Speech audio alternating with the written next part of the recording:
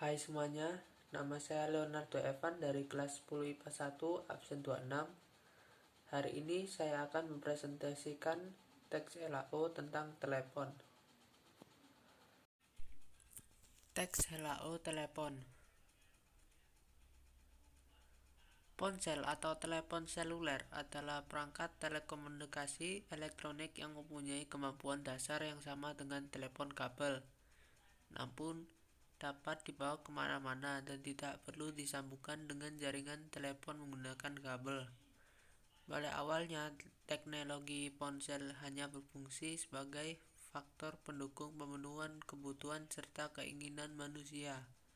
Dengan adanya ponsel, manusia menjadi lebih mudah melakukan segala upaya untuk memperlancar segala urusan dan aktivitas. Seiring dengan semakin pesatnya teknologi, saat ini telah dikembangkan telepon genggam. Telepon genggam atau lebih dikenal dengan sebutan handphone, disingkat HP, disebut pula dengan telepon seluler atau ponsel, adalah sebuah perangkat telekomunikasi elektronik yang mempunyai kemampuan dasar yang sama dengan telepon konvensional, namun dapat dibawa kemana-mana atau portable, dan tidak perlu disambungkan dengan jaringan telepon menggunakan kabel, nirkabel atau wireless. Saat ini Indonesia mempunyai dua jaringan telepon nirkabel, yaitu GSM atau Global System for Mobile Telecommunication dan CDMA atau Code Division Multiple Access.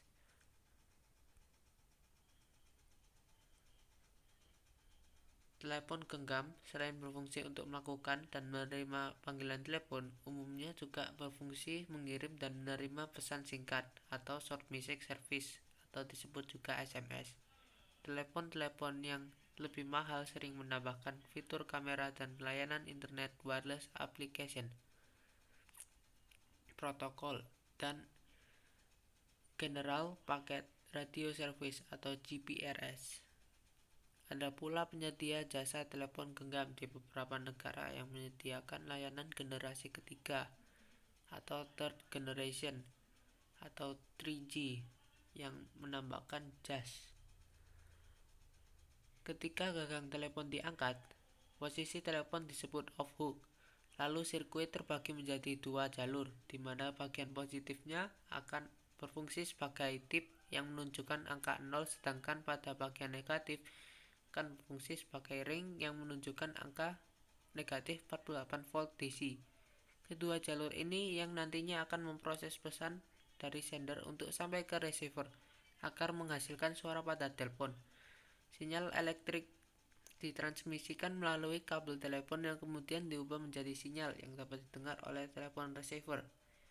Untuk teknologi analog, transmisi sinyal analog yang dikirimkan dari Central Office atau CO akan diubah menjadi transmisi digital. Angka-angka sebagai nomor telepon merupakan frekuensi tertentu yang memiliki satuan hertz. Hubungan utama yang ada dalam sirkuit akan menjadi on hook. Ketika dibuka, lalu akan muncul getaran. Bunyi yang muncul di telepon penerima menandakan telepon telah siap digunakan.